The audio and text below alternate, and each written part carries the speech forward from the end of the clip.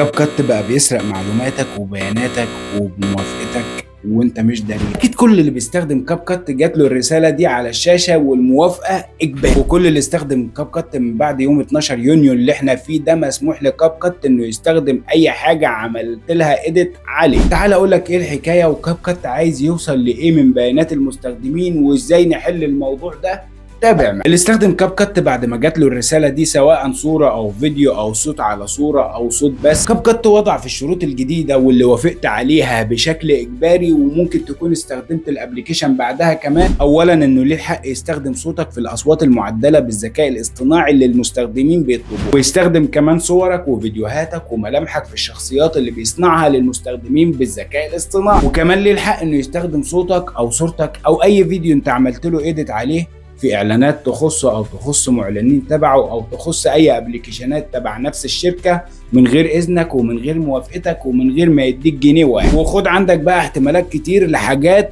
اخطر بكتير، وركز معايا في اللي جاي الله يرضى عليك عشان تحافظ على بياناتك وبياناتها. بما انه سمح لنفسه انه يسرق حقوق الملكيه الفكريه لكل مستخدمينه عيني عينك كده وبكل بجاحه وبرود، عادي جدا يسمح لنفسه يفتح كاميرا موبايلك ويتجسس عليك وما تستبعدش ابدا، وهجيب لك بالادله والبراهين ان ده بيحصل بالفعل من ابلكيشنات كتير. عادي جدا يسمح للمواقع الاباحيه تستخدم وجوه مستخدمينه في تركيب مقاطعهم القذرة، وهكذا ممكن يسمح لنفسه يعمل اي حاجة بدون اذنك لو لسه بتستخدمه حتى الان. والحل الوحيد والنهائي في الكلمتين الجايين دول، فركز معايا. لو عملت حاجة عليه بعد ما جات لك الرسالة امسحها من الابليكيشن ومسلت المحذوفات اللي في الابليكيشن من جوه، وبعد كده اعمل اغلاق نهائي للحساب وبعدين امسح الابليكيشن من عنده. وان شاء الله ربنا يسترها علينا جميعا وبالذات على اخواتنا البنات. والاهم والاخطر في الموضوع ده كله اللي عايزكم تفهموه كويس جدا، ان كل البرامج دي اصلا ملهاش امان من زمان. فحاول ما تديش اي ابليكيشن الاذن انه يستخدم الكاميرا بشكل دائم او الميكروفون،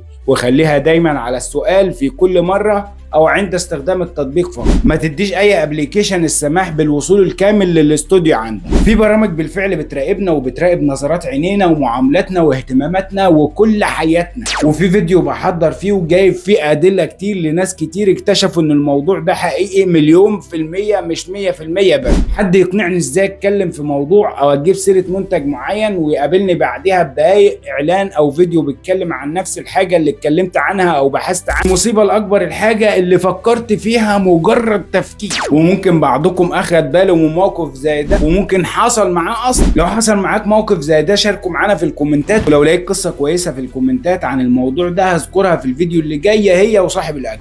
ونصيحتي الاخيره لاخواتنا البنات والشباب كمان والله عشان الموضوع جدا جدا جدا مش امان، لو عرفت تخلي الكاميرا الخلفيه دايما متغطيه خالص عند عدم استخدامها اعمل كده. خليك دايما مخلي الموبايل بعيد عنك، ولو بتنام وتسيبه جنبك غطي الكاميرا باي حاجه ويا ريت تقفل الانترنت بشكل نهائي. خليك دايما مخلي الموبايل بعيد عنك، ولو بتنام وبتسيبه جنبك غطي الكاميرا باي حاجه ويا ريت تقفل الانترنت وقت ما انت نايم.